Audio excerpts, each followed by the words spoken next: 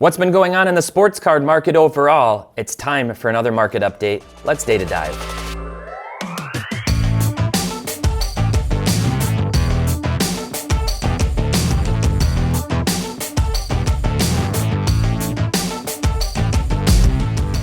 Hey everyone, welcome back to another episode of Data Dive powered by Market Movers. My name is Tyler Nethercott, better known as Teapot, and it's time for another market update. You know, I like to zoom out every few months and provide you with an update on sports card prices overall, a more macro view of what's been happening. And it's actually been 5 months since my last update, so we're a little bit overdue, but it's a good time to check in because we're heading into that time of year where it's basically baseball or bust. We've got the NBA and the NHL wrapping up. Football's still a few months out. And speaking of football, I have this box that I said I was gonna give away. I tried once to give it away. I tried to just drop it too. I'm gonna random off those comments right now on my screen based on last week's video. So I'm over here on the comment picker. I hope I filled this out correctly. I'm not used to using this. So I'm gonna grab all the comments, 167 unique comments, and then I believe I just hit this start raffle and pick a winner. And we will see who wins this box. Looks like it is JR. JR said, I like the spreadsheet, good work. One possible improvement and enhancement would be to add a cost basis for the card for tracking purposes. Well, that was a long comment. I guess I'd have to click out to see the rest of it. But JR, you are the winner. Thank you for commenting on that post. And if you haven't watched last week's video, I'd love to have you jump over there and look at it. I kind of went through a spreadsheet of how you can score your own cards that you're tracking or that you own to help better filter out what you're looking for and pick which cards you want to buy. So obviously, as always, this video is brought to you by Market Movers, featuring dozens of different Market Pulse indexes to help you understand the hobby market overall in an instant. Visit marketmoversapp.com and use promo code DIVE for your first 7 days free. Now let's get into the data. All right, before we jump into Market Movers, just a quick overall financial market update. Since my last video, the S&P 500 and the Russell 3000 up about 7 to 8%, the NASDAQ up 20%, and the Dow Jones is essentially flat. So we can kind of keep that in mind, just overall broader market. A lot of times we do see correlation between the ebbs and flows of the broader financial markets and sports card prices. Not so much the case right now. Cards going in the opposite direction of those aforementioned markets. And we'll start out with the SCI 500. This one's down since January 28 when I did the last video. This one is down 7.6%. We can scroll down and see, however, shout out Deep Value Investor who did not believe in low grade Willie Mays cards for the long term. He does have some really good content and I generally enjoyed that. But if you missed that on Cards on the Table a few months ago, he kind of had a hot take about Willie Mays and low graded vintage, iconic vintage cards sort of being overpriced. Well, the market thinks they're going pretty well right now. This PSA 4 Willie Mays leading the charge on the SCI 500, up 3.9K since our last video. Definitely seeing a lot of vintage on here at the top in terms of cards that have gone up. Now remember, this index is comprised of 500 of kind of the most important cards from all eras, going all the way back to vintage, all the way up into ultra modern. And yet the ones that have gone up the most in price are a lot of these older cards. Now part of that has to do with the dollar amount versus the change percentage, so we can sort by change percentage and look at this. And then you start seeing other cards, more modern ones, Cristiano Ronaldo's PSA 10 base Prism from 2014, up 140%. No surprise to see Jimmy Butler's Prism base PSA 10 near the top of that list too. So overall, the SCI 500 down 7.6%. So what about each of the specific sort of era or decade indexes or indices, if you prefer? We'll jump over and look at 2018 to 2020. Now, these are some of the more ultra modern cards, obviously. These are from, you know, an era that's a little more established now. Unsurprising in many ways to see these indexes continue to go down. And why is that? That's because a lot of these cards, ultra modern cards, over time do in fact do that.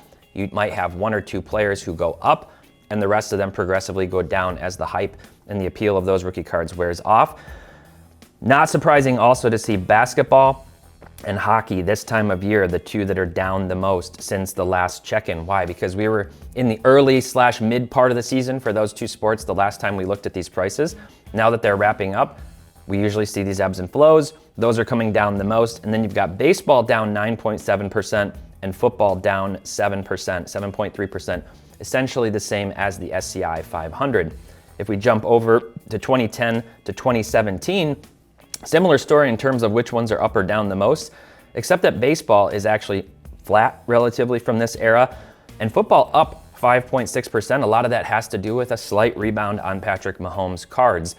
It's going to be really interesting. If you didn't see the video that Jeff and I did over on his podcast, on his personal channels, Jeff talked about how he doesn't necessarily think Patrick Mahomes is a great buy right now. It wasn't for the long term as much as like the immediate 1 to 2 year horizon, because there's a lot baked into his prices. Obviously, you know, I'm a huge Patrick Mahomes fan, but I kind of agreed with his take because it seems like the downside is much worse than the upside in terms of Mahomes. It's kind of Super Bowl or bust again.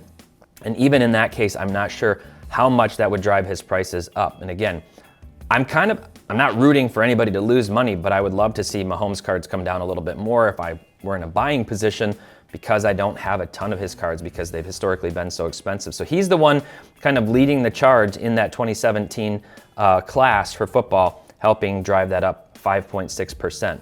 So we jump back another era, back to 2000 to 2009. We see baseball down 7.7%, basketball down 13%, football down 9.6%, and hockey down almost 20%. So hockey and basketball, again, we see this trend, you know, every year. The eyes are going to fall off of those sports. This is the time when people are going to really start ramping up into buying football cards, especially as we head toward the National at the end of July. One more shift over here, 1990 to 1999. You know, this is my favorite era for cards. It's interesting, there's probably not as much correlation to these and the seasonality of the sports because none of these players are actively playing now.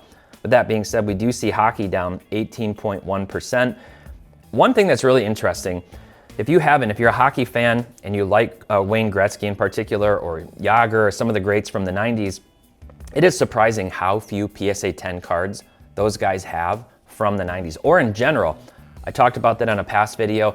Gretzky has like fewer total PSA 10s in existence than Zion Williamson's Prism base rookie card alone. It's very, very interesting. So you're in the market for some high-end kind of GOAT level cards, go check out those ones if you like hockey, or if you're looking for something, you know, maybe a little bit speculative. They're just really hard to come by and probably safer than some of the other stuff that's newer. Baseball down 8.4%, basketball down 8%, and football again actually up 6.4% from the 90s. Maybe Peyton Manning finally getting some love, some much deserved and overdue love to his cards. All right, shifting gears over to the 80s, the junk wax era. You know, this is the one I like to pick on the most, a little bit playfully, but this one's actually holding up pretty well. We've got baseball here at 2.1% increase, basketball essentially flat, football down 5.1%, and hockey down 5.7%. And then if we jump over, we can actually look at the vintage indexes for these same sports. We're looking at baseball from 1960 to 79. Obviously, baseball cards go back even further than that. A lot of those cards not transacting as often to have a really strong index representation. We have basketball from 79 and prior, football from 79 and prior, and hockey from 1960 to 1979. And these ones all holding much more steady. Baseball down 6%, basketball down 2.5%, football flat, and hockey up 1.6%. So, you know, this is, again, typical. If you're buying ultra modern cards, you can expect bigger swings, bigger ebbs and flows in card prices, more, you know, intertwined to that seasonality of the sports. The older ones, it's kind of like set it and forget it, wait, see what happens over the long term. So again, unsurprising to see, you know, not as big of swings on these markets overall. Okay, we'll jump over and we'll look at soccer. And we're just looking at soccer itself over the different eras. 2018 to 2020, actually, you know, all things considered, doing pretty well, down 4.4%. The next era, 2010 to 2017, actually up almost 7%. 2000 to 2009, down 8%. And then 1990 to 99, essentially flat, 0.2% increase. Some of that 2000 to 2009 having to do with the run up that we saw last year on Messi cards during the World Cup and after his victory. So now kind of resetting a little bit and starting to come down. And the last thing we'll look at here, we're gonna jump over to price movements. I'm doing the last 180 days. So last 6 months, a little bit prior to my last video, but that's okay. And just looking at the players that went up and down the most during that time frame. The first one, Sergei Bobrovsky. He's obviously the goaltender for the Florida Panthers. They've made it to the Stanley Cup Finals. He's had a pretty good run in the playoffs. He hasn't been stellar. He did get, you know, lit up by some of the teams, but obviously big upsets to get to the finals. He's been, you know, scored on quite a bit so far by the Golden Knights. We'll see. I would expect his card prices to kind of come back down after this, but there's obviously been a really nice run up. Interesting to see Zach Thomas prices up. Not sure what's really going on there. Luis Arias, this guy, you cannot strike him out. He's the modern day Tony Gwynn. I don't remember the exact statistics, but he's, it's like so far this season, he's got like, I don't know, 15 strikeouts or something. He's hitting almost 400. He's got absolutely no power. So it's a really interesting player to see in this modern era where most guys are swinging for the fences. This guy, it's kind of like watching in the NBA when you have a player with a really strong mid-range game like Devin Booker. Arias out here just slapping balls around the infield. But honestly, the kind of guy that you want hitting at the top of your lineup because he just gets on base over and over and over again and sets the table for these other guys. Patrick Bailey, obviously it has not worked out for the San Francisco Giants with Joey Bart. Patrick Bailey, however, has been a pleasant surprise for them. He's been solid, and his teammate Casey Schmidt, the utility infielder for the Giants, he's been decent. I guess maybe that's just, kind of the surprise. He's been called up, playing relatively well, so, sort of a little surprise on his card prices driving up. Nikola Jokic, don't need to say anything about him. Christopher Morel, we've talked about on the top 5 in the past, another nice surprise for the Cubs. Jimmy Butler, same thing. Jamal Murray, you'd expect to see it. Jim Thome hanging out with Zach Thomas, seeing his card prices rise, maybe for no good reason. Christian Encarnacion Strand, he's been in the minors. I believe he's part of the Reds system, if I'm not mistaken. But he absolutely tore it up in spring training and has been doing the same this year in AAA, I believe for the Louisville Bats. So expect him maybe to get called up next. Ellie De La Cruz just got called up. It'll be really interesting to see what the Reds are going to do with these young stars. Kind of going down the list again, we've got Calvin Ridley. Obviously, maybe people excited about him actually coming back and playing. We'll see how he can do. Kachuk, another one in the hockey space. He just has been the absolute star for the Panthers and really the one. He's kind of been the Jimmy Butler for the Panthers, carrying them to the finals. Austin Reeves, everybody loves him. Shane McClanahan having another really solid Cy Young caliber season. And then down at the bottom here, James Outman, who started out a little hotter. He's cooled off some for the Dodgers, but he's been a really pleasant surprise. And what if we go in the other direction and we look at who has gone down the most? Let's sort that and then see who shows up. So Santa Claus. Santa Claus not doing too well on his card market. If you remember, this was his downtown card that was released in Donruss Football. That's why it says Santa Claus Football. This was released in Donruss Football. It was a very popular card, a big chase card. Unsurprisingly, you see those come out with huge, huge prices, and then those prices come down as more hit the market. Jason Robertson obviously was lighting the world on fire. His prices just saw a massive spike. I'm sure if we were to look over the last year, he's still up, but he has definitely come down, back down 61% as hockey wrapping up for the year, and he's obviously not in the finals.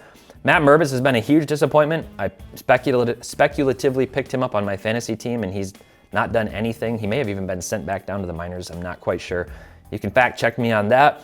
A lot of other guys here that I might not be as familiar with. Maybe some prospects or other young soccer players.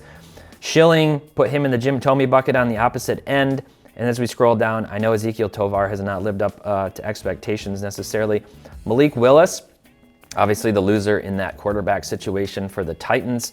Brock Purdy, down at 50.6%. A lot of people still very high on Purdy. A lot of people think, I had a little bit of a revelation yesterday. I like to stir the pot occasionally. I was right about Mac Jones. I was right about other players and kind of making comparisons. I'm rooting for Purdy. I've said this before. I am rooting for him. I liked his story. I hope he does well. So it's not to hate on the guy at all. But if you go back and you compare Purdy, go back and look at Chad Pennington and when he started for the Jets. A little bit different scenario because Pennington was in his 3rd year when he started to play. But look at Purdy's stats last year and Pennington's stats during that season. Very, very, very similar in terms of QB rating, passer rating, all of those things. And Chad Pennington didn't quite work out long term. So I just say as a word of caution, maybe pump the brakes on Purdy. It's your choice. If you believe in him and you want to buy high now, even I think still his prices are a little bit high for what we've seen. You had another guy like Drew Lock a few years ago who people were super high on because he had a great end of the season with the Broncos. And we know that didn't work out too great. So just proceed with caution with some of these young guys. They can't all pan out. So what do you think? Any surprises here over the last year? Which of your predictions have worked out the best and the worst? Let me know down in the comments. And JR, remember to claim this box. Please email us at help at sportscardinvestor.com to claim this box. And if you want to get this data, visit marketmoversapp.com. Use promo code DIVE to get the first 7 days free. Thanks so much for watching. Until next time, happy investing, keep on collecting, and make sure to have fun.